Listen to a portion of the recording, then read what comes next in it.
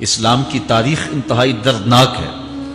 حضرت مولا کائنات رضی اللہ تعالی عنہ کو ابن ملجم نامی بدبخت نے جو ہے وہ تلوار کا وار کر کے جو زہر میں بجھی ہوئی تھی شہید کیا ہے۔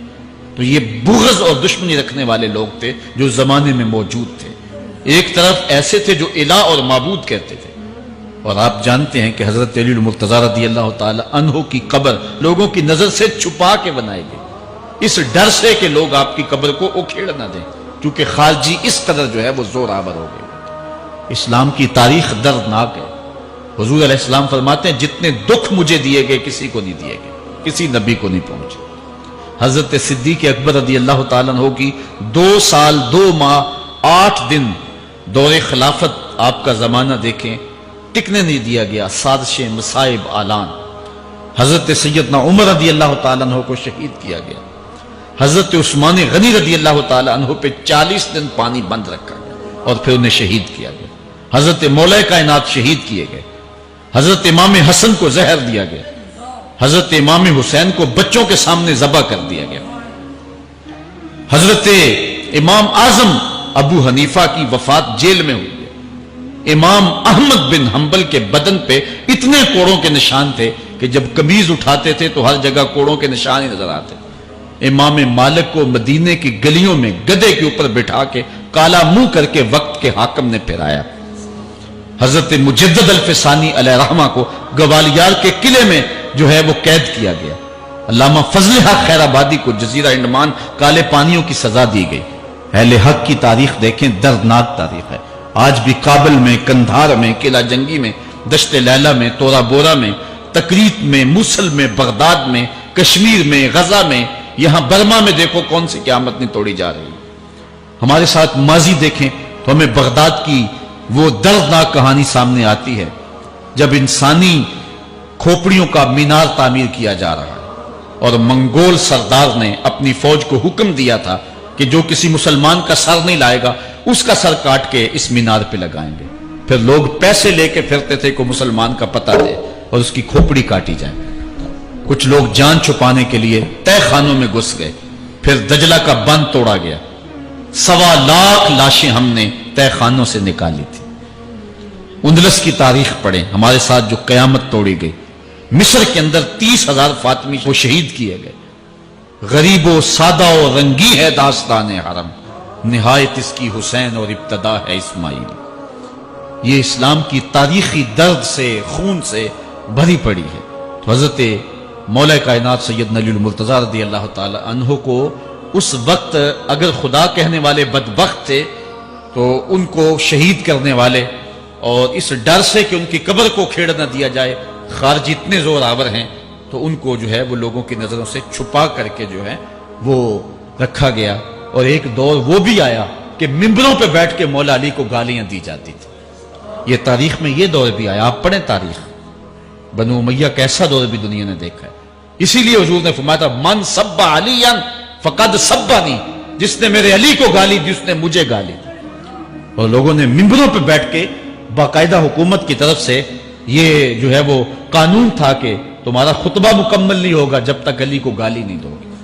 یہ لمحے بھی آئے جب اس دور میں دشمن علی موجود تھے، مبغضین موجود تھے اور افراط محبت میں رکھنے والے موجود تھے۔ تو یہ دور تو اسلام کا حضور کے دور سے 1400 سال پیچھے ہے، تو یہاں بغض رکھنے والے بھی موجود ہیں۔ اس عنوان کے ساتھ اگر عنوان چھیڑوں تو یہ لمبی گفتگو ہو جائے گی، یہ میرا موضوع نہیں ہے، لیکن اتنی بات میں کہوں گا، اللہ کا شکر ادا کرو، اللہ نے تجھے اہل بیت کے در کا بھی غلام بنایا ہے اور صحابہ کا بھی غلام بنایا ہے۔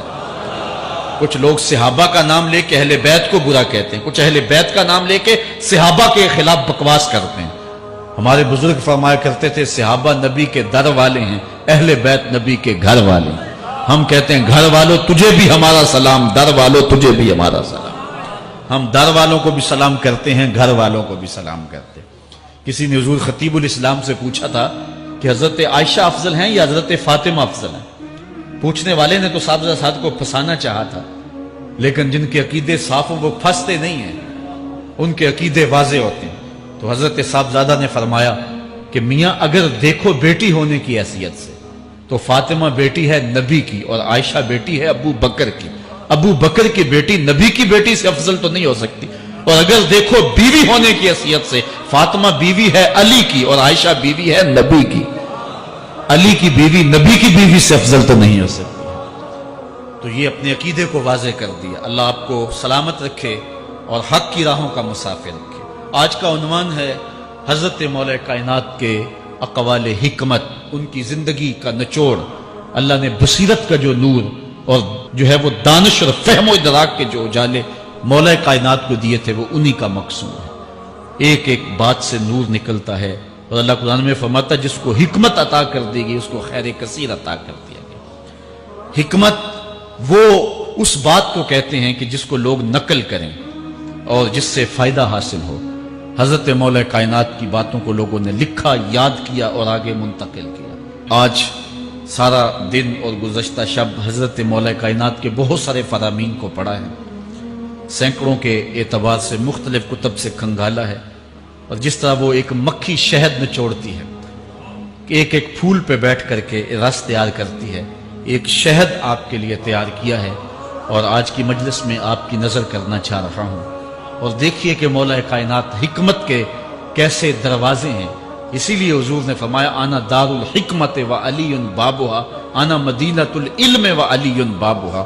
میں حکمت کا گھر ہوں، علی دروازہ ہے. میں حکمت کا شہر ہوں، علی اس کا دروازہ ہے. تو شریف لوگ شہر میں دروازے کے راستے ہی جایا کرتے ہیں. دیواریں پھلانگ کر کے جانا شریف لوگوں کا شیوا نہیں ہوتا ہے. علم کی خیرات لینی ہے تو مولا علی کی دہلیز پہ آنا ہوگا. حضرت مولا کائنات فرماتے ہیں میں نے اپنے ارادوں کی شکست سے اپنے رب کو پہچانا ہے. جو میں منصوبہ بندی کرتا ہوں نتیجہ یہ نکلے گا، میرا خیال ہوتا ہے یہ ہوگا، لیکن ایسا نہیں ہوتا. ہوتا وہ ہے جو رب کو منظور ہوتا. اس لیے میں اپنے ارادوں کی شکست سے اپنے رب کو پہچانا. حضرت مولا کائنات زندگی گزارنے کا ڈھب، اسلوب اور طریقہ بتا رہے ہیں. سنو، فرماتے ہیں خالط الناس مخالطتاً ان متتم معہا بقو وان عشتم ہنو الیکم.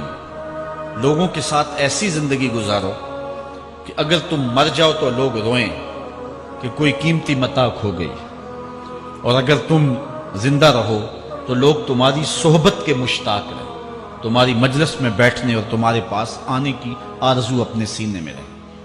مرو تو زمانہ تڑپے، تمہاری موت پہ لوگوں کے سینے میں دل دہل جائے، اور جیو تو لوگ تمہاری خدمت میں حاضر ہونا اپنے لیے ایک سعادت مندی سمجھے. مولا کائنات رضی اللہ تعالی عنہ دشمن پر طاقت پانے والے کے لیے ایک نصیحت کرتے ہیں. فرماتے ہیں اذا قدرت علی عدوک فاجعل العفو عنہ شکرا للقدرت علیہ.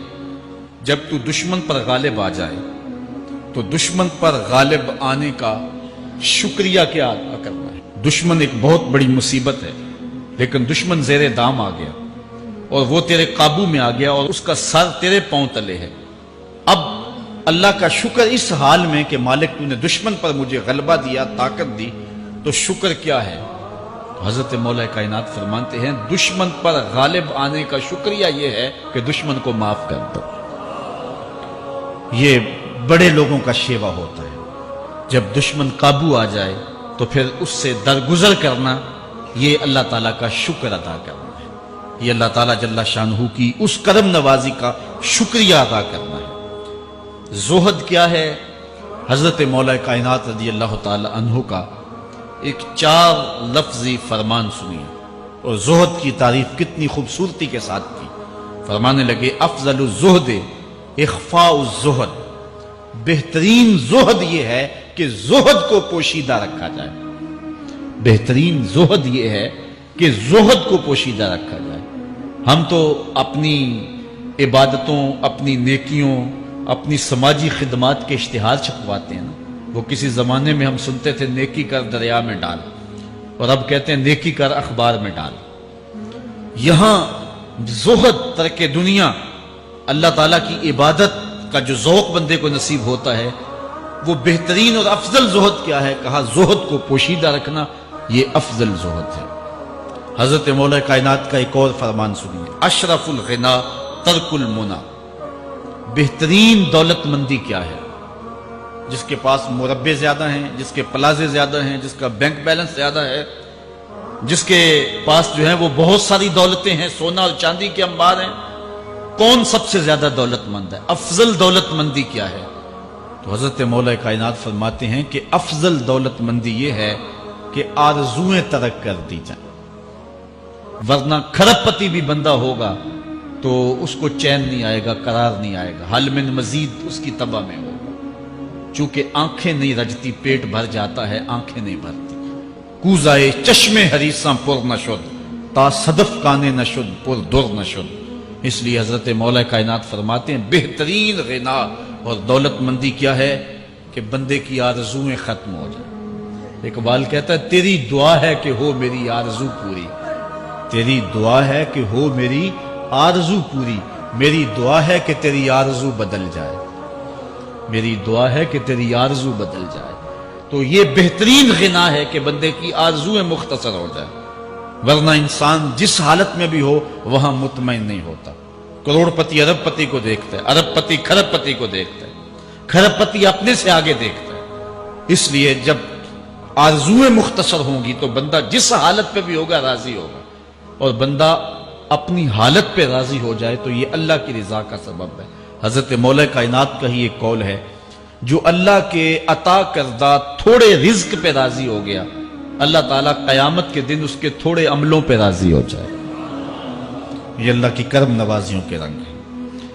حضرت مولا کائنات کی ایک اور حکمت آمیز بات سنیں، فرما رہے ہیں سیئات تسوء کا خیر عند اللہ من حسنۃ توجب کا، وہ برائی جو تجھ کو پریشان کر دے، دکھی کر دے، اذیت میں مبتلا کر دے، وہ گناہ جو تیرے ضمیر پہ بوجھ بن جائے، تو اپنے آپ کو حقیر سمجھنے لگ جائے، چھوٹا سمجھنے لگ جائے، گناہگار سمجھنے لگ جائے، جس برائی سے تجھے دکھ پہنچے وہ اس نیکی سے بہت اچھا ہے وہ تیرا برائی کرنا جو تجھے تکبر میں مبتلا کر دے۔ جس نیکی سے تو متکبر ہو جائے، انسان کو انسان نہ سمجھے، مخلوق کو کیڑے مکوڑے سمجھے، اپنے سجدوں پہ ناز کرے، ان سجدوں سے وہ برائی بہتر ہے جو تیرے اندر عجز پیدا کر دے، تیرے اندر نرمی پیدا کر دے، تیرے اندر جو ہے وہ ایک رقت پیدا کر دے۔ وہ برائی جو ہے وہ اس نیکی سے بہتر ہے۔ حضرت مولا کائنات کا ایک اور فرمان دیکھیے، لا غنا کل عقل ولا فقر کل جہل ولا میراث کل ادب ولا ظہیر کل مشاورہ۔ کتنی خوبصورت باتیں ارشاد فرمائیں۔ فرمایا عقل جیسی دولت کوئی نہیں، عقل جیسی دولت کوئی نہیں ہے، اور جہالت جیسی غربت کوئی نہیں ہے۔ جو شخص جاہل ہے وہ کروڑوں میں بھی کھیلتا ہے تو وہ غریب ہے۔ اللہ نے عقل کا چراغ دیا ہے تو اس کے پاس دولت نہیں بھی ہے تو عقل بہت بڑی دولت ہے۔ تیسری بات، ولا میراث کل ادب، اور ادب جیسی وراثت کوئی نہیں۔ ایک بندے کو ادب کی دولت مل گئی تو اس کو سب کچھ مل گیا۔ آج جس دور میں ہم جی رہے ہیں، اس دور میں ہم سے ادب چھینا جا رہا ہے، بڑی باریک سازشیں ہو رہی ہیں، آنکھوں سے حیا نکالا جا رہا ہے۔ بوڑھوں کا، بزرگوں کا، یہ ماہ رمضان کا کتنا حیا ہوا کرتا تھا۔ اگر کوئی بدقسمتی سے روزہ نہیں رکھتا تھا تو وہ سامنے کبھی کھاتا ہی نہیں تھا، اسے رمضان کا حیا مارتا تھا۔ لیکن آج لوگ کھلے بندوں نہیں کھا رہے، حیا ہی اڑ گیا آنکھوں سے۔ اس طرح اہل بیت کا حیا آنکھوں سے نکل گیا، اصحاب رسول کا حیا آنکھوں سے نکل گیا، نبی کا حیا لوگوں کی آنکھوں میں نہیں رہا۔ بے ادبی کو فروغ ہے، اور نبی کے بارے میں ایسی ڈٹائی سے بات کرتے ہیں جس طرح عام آدمی ہو گئے۔ یہ بے حیائی کا اور بے ادبی کا دور ہے، جبکہ ادب ایک بہترین وراثت ہے۔ اگر آپ مجھے پوچھیں کہ دین کیا ہے، ایک تو ہے کہ 3 گھنٹے کا باز کیا جائے کہ دین یہ ہے، اور ایک ہے کہ 2 لفظوں کے اندر بتایا جائے دین کیا ہے۔ تو اگر 2 لفظوں میں بتانا چاہوں تو اقبال کا لہجہ ادار لینا پڑے گا۔ اقبال کہتا ہے دین سراپا سوختن اندر طلب، انتہائش عشق آغازش ادب۔ طلب محبوب میں تڑپنے کا نام دین ہے، ادب سے شروع ہوتا ہے، عشق پہ ختم ہو جاتا ہے۔ جس دین میں ادب نہیں ہے وہ دین نہیں، چاہے صحابہ کا ادب نہیں، چاہے اہل بیت کا ادب نہیں، چاہے انبیاء کی ذوات کا ادب نہیں، چاہے والدین کا ادب نہیں۔ دین نام ہی ادب کا ہے۔ تو یہ دولت اس وقت چھینی جا رہی ہے، اور بڑی تیزی کے ساتھ قوم کے اندر بے ادبی کو فروغ دیا جا رہا ہے. نئی نسل کی حفاظت کریں، اپنی اولاد کو محفوظ کر لیں، ان کے عقیدوں کی صحت کا انتظام کریں. کہیں ایسا نہ ہو کہ ان کی زبان لمبی ہو جائے اور ولیوں پر، نبیوں پر اور حضور علیہ الصلوۃ والسلام کے اصحاب پر اور حضور کی آل پر وہ زبانیں تان کھولیں. اور جس کو جو ہے وہ استنجے کا بھی پتہ نہیں ہے، وہ انبیاء کے علم پہ گفتگو کر رہا ہے. شرم نہیں آتی کس کا علم تول رہے ہو، کس کی ذات کو ناپ رہے ہو. ڈٹھے ورق قرآن دے پھول سارے، تیری شان جیا نہیں کوئی ہو ڈٹھا. تیری شان دا کرے مقابلہ جیڑا انہوں عاشقاں اصلی چور ڈٹھا. کوئی نور آکھے کوئی بشر آکھے، پیندہ رات دینے اے ہو شور ڈٹھا. اللہ والیاں گل مکا دیتی تساں ہور ڈٹھا اساں ہور ڈٹھا. تم نے پتہ نہیں کس کو دیکھا ہے جو سکی بیٹی کو بھی نہیں بخشوا سکتا. گلا پھاڑ پھاڑ کے کہا جاتا ہے نبی سکی بیٹی کو نہیں بخشوا سکتا. اور میاں تم بخشوانے کی بات کرتے ہو، نبی تو کہہ رہا ہے فاطمہ تو جنتی عورتوں کی سردار. وہ تو جنتیں بانٹ رہے ہیں، وہ تو جنتیں وراثت میں دے رہے ہیں. تو ادب پہلا کرینہ ہے محبت کے کرینوں میں. اس لیے کہا کہ ادب جیسی میراث کوئی نہیں. ولا ظہیرہ کل مشاورہ، اور مشورے جیسا مددگار کوئی نہیں. آپ کے پاس بڑے اسلحے ہیں، بڑی تلواریں ہیں، بڑے تعلقات ہیں لوگوں کے ساتھ، لیکن اچھا مشورہ یہ سب سے اچھا مددگار ہے آپ کا. حضرت مولا کائنات کا ایک اور قول سنیے، نفس المرء خطاہ الی اجلہ. آپ فرماتے ہیں کہ آدمی کی یہ جو سانسیں نکل رہی ہیں یہ موت کی طرف اٹھتے ہوئے قدم ہے. دوسری سانس تب آتی ہے جب پہلی ختم ہو جاتی. تو پہلی سانس کی موت، دوسری سانس کی زندگی. وہ کیا کسی نے کہا زندگی نام ہے مر مر کے جیے جانے کا. یہ ایک بار ہم ایک سانس کو کاٹتے ہیں تو دوسری سانس آتی ہے. جب تک پہلی سانس موجود ہے دوسری نہیں آئے گی. تو حضرت مولا کائنات فرماتے ہیں یہ موت کی طرف اٹھتے ہوئے قدم ہے. آپ رکے ہوں اشارے پہ تو ہمارے یہ پنڈی بائی پاس پہ جو اشارے لگے ہیں یہ 125 سے بھی چلتے ہیں. 125 سے پیچھے آ رہے ہیں، 20 سے 25 سے 50 سے 100 سے 125 سے پیچھے آ رہے ہیں. حضرت مولا کائنات فرماتے ہیں جو چیز شمار کی جاتی ہو وہ بالآخر ختم ہو جاتی. تو گنتی جب الٹی چلتی ہے تو بہت جلد کام زیرو پہ آ جاتا ہے، اور زیرو پہ پہنچنا ہی موت ہے. تو زندگی کی یہ سانسیں یہ الٹی چل رہی، اور میں اور آپ لمحہ لمحہ موت کے قریب ہو رہے ہیں. ہم جو ہے وہ اپنی زندگی کی سالگرہ منا رہے ہیں. ہم کہتے ہیں کہ ہم اتنے بڑے ہو گئے. میاں بڑے نہیں ہوئے، چھوٹے ہو گئے. موت بالکل قریب آ گئی. اللہ اکبر. حضرت مولا کائنات معیشت کے اصول بھی بیان کر رہے ہیں. ما اعلی من اقتصد، جو میانہ روی سے چلتا ہے کبھی بھی کنگال نہیں ہوتا. اب ہر شخص کی آرزو ہے کہ میری دولت بڑھ جائے، میرے پاس پیسے کافی ہوں، میں آسودہ زندگی گزاروں. اس کا طریقہ کیا ہے؟ جھوٹی قسمیں، چالاکی، 2 نمبر مال بیچنا، ٹیکس چوری کرنا، بجلی چوری کرنا، گیس چوری کرنا. کیا طریقہ ہے پیسے بچانے کا؟ مولا کائنات سے پوچھیں، مولا علی سے پوچھیں. مولا علی فرماتے ہیں استنزل الرزق بالصدقہ، صدقہ دیتے جاؤ رزق بڑھتا چلا جائے گا. جو کماتے جاؤ اس میں کچھ حصہ رکھ لو اللہ کی راہ میں، صدقہ دیتے جاؤ گے تمہارا رزق بڑھتا چلا جائے گا. اچھا حضرت مولا کائنات کا ایک اور قول دیکھیے اور اس کا حسن دیکھیے. من ظن بک خیرا فصدق ظنہ، جو تیرے بارے میں اچھا گمان کرے تو اس کے گمان کو سچائی کر دے. تو وہ نہیں ہے جو کوئی تیرے بارے میں گمان کر رہا ہے. لوگ تجھے اچھا سمجھتے، تو اچھا نہیں ہے، تو تو اچھا بن جا تاکہ لوگوں کا گمان ٹھیک ہو جائے. اعلی حضرت عظیم البرکت امام احمد رضا خان فاضل بریلوی علیہ رحمہ، آپ کے بارے میں لوگوں کا گمان تھا کہ حافظ قرآن ہے. آپ حافظ نہیں تھے، تو آپ کے بارے میں یہ گمان پیدا ہو گیا کہ یہ حافظ ہے. تو رمضان کا موسم آیا تو کسی نے کہا حضرت اس مرتبہ آپ ہی سنا دیں. تو اعلی حضرت نے سوچا یہ میرے بارے میں اچھا گمان کرتے ہیں، چلو حافظ بانی جاتے ہیں. اعلی حضرت نے قرآن 1 مہینے میں حفظ کیا. دن کو پڑھتے تھے، شام کو سنا دیتے تھے کہ جو لوگوں کا گمان ہے میں اس کے مطابق ہی ہو جاؤں. اچھا گمان کی کہانی سنیے. صحیح حدیث میں آتا ہے اور حدیث قدسی ہے، رب کہتا ہے میرا بندہ میرے بارے جو گمان کرتا ہے میں ایسے ہی ملوں گا. اس لیے اپنے رب کے بارے میں اچھا گمان کرنا چاہیے کہ ہمارا رب ہمیں معاف کر دے گا اور ہمارے گناہوں سے درگزر فرمائے گا۔ حضرت مولا کائنات کا ایک اور حکمت آمیز جملہ سماعت کیجئے، من عظم صغار المصائب ابتلاہ اللہ بکبارہا۔ چھوٹی سی مصیبت آ جائے جو بندہ واویلا شروع کر دے، مصیبت آ گئی، چھوٹی سی بیماری آئے تو شور کرے، چھوٹی سی مصیبت آئے تو شور کرے، اللہ اس کو پھر بڑی مصیبت میں مبتلا کر دیتا۔ جہاں ضرورت نہیں ہے وہاں اظہار کی کیا ضرورت؟ بیماری ہے تو ڈاکٹر کو بتاؤ، بندے کو بتانے کا کیا فائدہ؟ ہمارے ایک دوست ہیں کہ وہ کہتے ہیں کہ پہلے اگر کسی سے پوچھتے تھے نا کہ کیا حال ہے تو وہ کہتا تھا شکر ہے، اور آج کسی سے پوچھے تو وہ کہتا ہے شوگر ہے۔ یعنی اللہ تعالیٰ جل شانہ نے اگر تمہیں کسی ابتلا میں مبتلا کر دیا ہے تو اس کا شور، اس کا واویلا نہ کرو۔ جو چھوٹی مصیبت پر واویلا کرے گا اللہ پھر اس کو بڑی مصیبت میں مبتلا کر دے گا۔ حضرت مولا کائنات کا ایک اور حکمت آمیز جملہ سماعت کیجئے، آپ فرماتے ہیں زندگی گزارنے کا گر اور طریقہ، فرماتے ہیں عظم الخالق عندک یصغر المخلوق فی عینک۔ اگر تیری نظر میں خالق بڑا ہوگا تو پھر مخلوق چھوٹی ہو جائے گا۔ اگر اللہ کی عظمت کا تجھے لحاظ ہے کہ وہ بہت عظیم ہے تو پھر مخلوق کی پرواہ نہیں ہوگی۔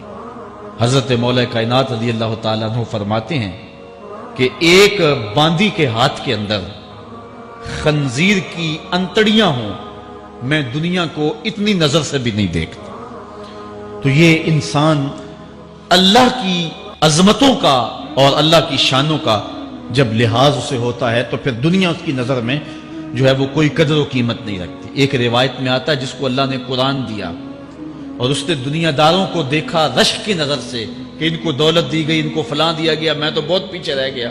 قد حقر ما آتاہ اللہ، اس نے اللہ کی عطا کو حقیر جانا۔ اور میاں انہیں دولت دی گئی ہے، رب نے تجھے اپنا قرآن عطا کیا، تو پھر جو ہے وہ تو حقیر تو نہیں ہے، تجھے تو اعلیٰ چیز عطا کر دی گئی ہے۔ تو جس نے اللہ کی عظمت اور خالق کی عظمت کا اقرار کیا پھر مخلوق اس کی نظر میں کوئی حیثیت نہیں رکھتی ہے۔ کن فی الفتنۃ کابن اللبون لا زہر فیرکب ولا درع فیحلب۔ جب فتنے دنیا پہ پھیل جائیں تو مولا کائنات نصیحت کرتے ہیں پھر زندگی کیسے گزارنا۔ یہ دور بھی فتنوں کا دور ہے۔ حضرت مولا کائنات فرماتے ہیں جب فتنے معاشرے میں پھیل جائیں تو پھر اونٹ کے 2 سالہ بچے کی طرح ہو جائے کہ اگر لوگ اس پہ سواری کرنا چاہیں تو وہ سواری کے قابل نہ ہو، اور لوگ اگر اس کا دودھ دونا چاہیں تو وہ دودھ نہ دے، یعنی وہ فتنے کو کسی طرح سے بھی تقویت نہ دے، اس طرح کا ہو جائے جس طرح اونٹنی کا 2 سال کا بچہ ہوتا ہے۔ حضرت مولا کائنات فرماتے ہیں من حاسب نفسہ ربحا ومن غفل عنہا خاسرا ومن خاف آمنا ومن اعتبر ابصر ومن ابصر فہم ومن فہم عالم۔ فرماتے ہیں کہ جس نے اپنے نفس کا محاسبہ کیا اس نے نجات پا لی، اور جو اپنے نفس کے محاسبے سے غافل رہ گیا اس نے خسارے کا سودا کیا۔ جو اللہ سے ڈرا وہ امن پا گیا، اور جس نے زندگی سے عبرت حاصل کی اس کی آنکھوں میں روشنی آ گئی، بصیرت کا اسے نور مل گیا، اور جسے بصیرت کا نور مل گیا وہ فہم و فراست کی دولت سے مالا مال ہو گیا۔ ومن فہم عالم، اور جس کو فہم مل گیا وہی شخص عالم بن گیا۔ مختلف سیغے یاد کرنے سے عالم نہیں بنتا، فہم و فراست کا نور اگر مل جائے تو یہ ہے علم کا جمال، آخرت کی فکر رکھنے والا عالم۔ بلکہ مولا کائنات فرماتے ہیں العلم علمان مطبوع و مسموع، علم 2 علم ہے، ایک وہ ہے جو من میں راسخ ہو اور ایک وہ ہے جو کانوں تک رہتا۔ فرماتے ہیں ولا ينفع المسموع اذا لم يكن المتبوع، جو سنا ہوا علم نفع نہیں دیتا جب تک وہ من میں اتر نہ جائے اور باطن کے اندر روشنی نہ کر دے۔ حضرت مولا کائنات کی ایک اور نصیحت ذرا غور سے سنیے، فرمایا تمہارے سامنے نیکوکار اور بدکار برابر نہ ہو، کہ نیک بھی جو ہے وہ اسی انداز میں ہو اور برا بھی، اس کا سلوک بھی تمہارا ایک جیسا ہی ہو۔ ایسا کرنے سے نیکوں کی ہمت پست ہو جائے گی اور خطاکار اور بھی شوخ ہو جائیں گے۔ ہر آدمی کو وہ مقام دینا چاہیے جس کا وہ اپنے عمل کے اعتبار سے مستحق ہے۔ اصل خرابی ہوئی تب ہے ہمارے آراس میں، ہماری محافل نعت میں، ہماری مجالس میں وہ لوگ مہمان خصوصی بنے جن کے پاس دولت زیادہ تھی، چاہے کردار کے لحاظ سے وہ کتنے ہی پست کیوں نہ ہو، اور جن کے پاس دولت نہیں ہے چاہے وہ کردار کے اعتبار سے جتنے مرضی بلند کیوں نہیں ہے، انہیں عزت کی مسند پہ نہیں بٹھایا گیا۔ میں نے اپنی ان آنکھوں سے گجرانوالہ کے ایک اسٹیج پہ دیکھا کہ ایک محفل نعت تھی اور ایک بوڑھا شخص سفید ریش، وہ اسٹیج پہ شوق میں کہ میں نعت خانوں کو قریب سے دیکھوں، وہ آ کے بیٹھ گیا اور منتظمین نے جو ہے وہ سیکورٹی کو حکم دیا اس بابے کو اٹھاؤ اور اس کو جو ہے وہ نیچے کرو۔ یعنی لوگوں کی قدر و منزلت ان کے دولت کے قد کے مطابق کی جاتی۔ جو کل شراب خانے میں مہمان خصوصی تھا آج وہ محفل نعت میں مہمان خصوصی ہے۔ جو جتنا بڑا ڈاکو ہے اتنا ہی بڑا جو ہے وہ عزت پاتا ہے۔ کیوں؟ دین میں تو عزت ان کو ہونی چاہیے جو دیندار۔ ان اکرمکم عند اللہ اتقاکم، جو سب سے زیادہ متقی ہوگا اللہ کے نزدیک وہی عزت والا ہوگا۔ تو ایک بندے کو دنیا میں بھی عزت ہے اور مصلی اور محراب اور جو ہے وہ عرس اور پیر خانے میں بھی اس کو عزت ہے، تو پھر یہ حوصلہ شکنی ہے تقوی والوں کی۔ حضرت مولا کائنات فرماتے ہیں اور خطا کار اور بھی شوق ہو جائے گا۔ بلکہ ہم نے جو انداز اختیار کیا ہوا ہے، ایک شعر پڑھتے ہیں ہمارے نعت خاں کہ چلو دربار نبی میں چلیں، کھوٹے سکے بھی جہاں پہ چلتے ہیں، اور پھر جو ہے وہ سارے لوگ نوٹ پھینک رہے ہوتے ہیں۔ شرابی بھی نوٹ پھینک رہا ہے، جوا کھیلنے والا بھی پھینک رہا ہے، جس نے رشوت سے پیسے کمائے وہ بھی پھینک رہے ہیں اور خوش ہو رہے ہیں کہ کھوٹے سکے بھی وہاں چلتے ہیں۔ جبکہ ان اللہ طیب ولا یقبل الا الطیب، حدیث میں آتا ہے اللہ فرماتا ہے کہ اللہ طیب ہے اور پاکیزہ کے علاوہ قبول ہی نہیں کرتا۔ من غش فلیس منا، جو ملاوٹ کرے وہ ہم سے نہیں ہے۔ اور یہاں کھوٹے سکے بھی چلائے جا رہے ہیں، اور پھر جتنے بھی کھوٹے سکے ہیں وہ نوٹ پھینک رہے اور ایسے ایسے پھینک رہے اور خوش ہو رہے ہیں کہ یہ تو کچھ بھی نہیں ہے۔ حرام سے کمائے، حلال طریقے سے کمائے، جس طریقے سے کمائے کوئی فرق نہیں پڑتا۔ نہیں، حضرت مولا کائنات نے زندگی کے گر سکھائے، فرماتے ہیں کہ نیکوکار اور بدکار تمہاری نظروں میں برابر نہ ہو۔ ایسا کرنے سے نیکوں کی ہمت پست ہو جائے گی اور خطا کار اور بھی شوق اور گناہ میں دلیر ہو جائیں گے۔ ہر آدمی کو وہ مقام دو جو عمل کے اعتبار سے اس کا مقام بنتا ہے۔ لیکن اس دور کے اندر تو جو حال ہو گیا ہے، بلکہ حضرت مولا کائنات اس بات کو پہلے بھام کے ارشاد فرمایا، لوگوں کا عجیب حال ہے، بدکاری کو اعلیٰ نسب کا نشان سمجھتے ہیں اور پاک دامنی کو تعجب خیال کرتے ہیں، گویا اسلام کے لباس کو الٹا پہن لیا ہے لوگوں۔ جو رخ سیدھا ہونا چاہیے تھا اس کو الٹا کر دیا، جو الٹا ہونا چاہیے اس کو سیدھا کر دیا۔ حضرت مولا کائنات کا ایک اور قول بھی سنیے، تھوڑا سا شک بھی دین بگاڑ دیتا ہے۔ دین کے اندر شک نہیں کرنا چاہیے، دین جو ہے وہ یقین کا نام ہے۔ علامہ اقبال نے ایک بڑی خوبصورت اس وقت بات کہی تھی جب شکوک جنم لے رہے تھے کہ سن ہے تہذیب حاضر کے غلام، غلامی سے بدتر ہے بے یقینی، غلامی سے بدتر ہے بے یقینی۔ آج بے یقینی پھیلا دی گئی ہے معاشرے کے اندر، اور قوم جو ہے وہ بالکل جو ہے وہ یقین کی اس دولت پہ جو ہے وہ قانے نہیں ہے۔ اور فرمایا مولا کائنات نے تھوڑا سا شک بھی دین بگاڑ دیتا ہے۔ اور پھر دوسرا قول بھی سنیے، تھوڑی سی دنیا بھی آخرت برباد کر دیتی۔ یہاں دنیا سے مراد کیا ہے؟ دولت، کاروبار نہیں، چیز دنیا از خدا غافل بدن۔ مرشد اقبال رومی کہتے ہیں دنیا کیا ہے؟ خدا سے غافل ہو۔ خدا سے غافل جو شے کر دے، وہ دولت ہو، وہ کاروبار ہو، وہ بیوی ہو، وہ بچے ہوں، وہ دنیا ہے۔ اور دنیا تھوڑی بھی ہو آخرت کی بربادی کا سبب ہے۔ حضرت مولا کائنات فرماتے ہیں پرہیزگاری کے سوا علم درست نہیں ہوتا اور طمع کی موجودگی میں دین سلامت نہیں رہ سکتا۔ اگر میرے اندر لالچ ہے تو میں یہاں ممبر پہ بیٹھ کے حق نہیں بول سکتا۔ اگر میرے اندر لالچ ہے تو میں اسمبلی میں بیٹھ کے حق نہیں بول سکتا۔ جب طمع ہو تو پھر دین سلامت نہیں رہتا، اور جب طمع نہ ہو تو بندہ سولی پہ چڑھ کے بھی حق ہی بولتا ہے۔ دوواں گلاں وچوں 10 درویشا، میرے حضور کی عالم فرماتے ہیں دوواں گلاں وچوں 10 درویشا، تینوں کیڑی گل کو بھولی، عالم اوپر ممبر بولے عاشق اوپر سولی۔ جب تک تھوڑی طمع بھی انسان کے اندر ہے تو بندہ پھر اس کا دین سلامت نہیں رہ سکتا، دین سلامت نہیں رہ سکتا، دین سلامت نہیں رہ سکتا۔